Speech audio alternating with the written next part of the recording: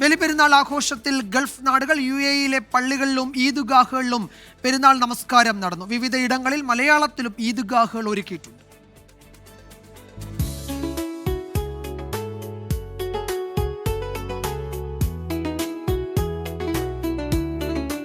UAE-യിലെ വിവിധ എമിറേറ്റുകളിൽ പുലർച്ചെ 5:50 മുതലായിരുന്നു പെരുന്നാൾ നമസ്കാരം നടന്നത്. പെരുന്നാൾ നമസ്കാരത്തിന് വിപുലമായ ക്രമീകരണങ്ങളാണ് എല്ലായിടത്തും ഒരുക്കിയിരുന്നത്.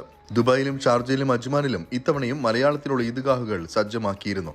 ദുബായ് കിസൈസിലെ വുഡ്ലം പാർക്ക് സ്കൂളിലെ ഈദ്ഗാഹിൽ പ്രാർത്ഥനയ്ക്ക് ജബൽ അലിയിലെ മസ്ജിദ് അൽ അൻസാറിലെ ഇമാം സാജിദ് ബിൻ ഷരീഫ് നേതൃത്വം നൽകി.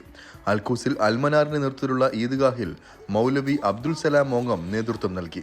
ഷാർജ ക്രിക്കറ്റ് സ്റ്റേഡിയത്തിന് സമീപമുള്ള ഗ്രൗണ്ടിലെ ഈദ്ഗാഹിന് ഹുസൈൻ സലഫിയാണ് നേതൃത്വം നൽകിയത്. പരസ്പര സ്നേഹത്തിന്റെയും സമാധാനത്തിന്റെയും സന്ദേശം മുറുകെ പിടിക്കണമെന്ന് ഹുസൈൻ സലഫി പറഞ്ഞു. ഇസ്ലാം എന്ന് പറഞ്ഞാൽ ആഘോഷത്തിൽ പോലും അതിന് സമാധാനമാണ്. എല്ലായിടങ്ങളിലും സമാധാനമാണ്. ആ സമാധാനത്തിൻ്റെ ജീവിക്കുന്ന മാതൃകകളായി മാറുവാൻ എല്ലാ അർത്ഥത്തിലും നമുക്കെല്ലാവർക്കും കഴിയട്ടെ എന്ന് ആത്മാർത്ഥമായി പ്രാർത്ഥിക്കുന്നു.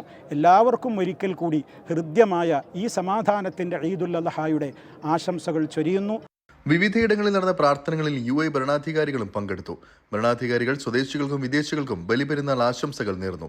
ഒമാനിൽ ഭരണാധികാരി സുൽത്താൻ ഹൈത്തം ബിൻ താരിഖ് നിസ്വയിലെ സുൽത്താൻ ഖാബൂസ് മസ്ജിദിൽ ബലിപെരുന്നാൾ നമസ്കാരത്തിൽ പങ്കെടുത്തു.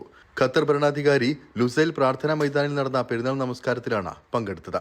ഇനി വിവിധ ഗൾഫ് രാജ്യങ്ങളിൽ വെടിക്കെട്ടടക്കമുള്ള ആഘോഷ പരിപാടികൾ ഇന്നും വരും ദിവസങ്ങളിലും അരങ്ങേറും. 24 ദുബായ്.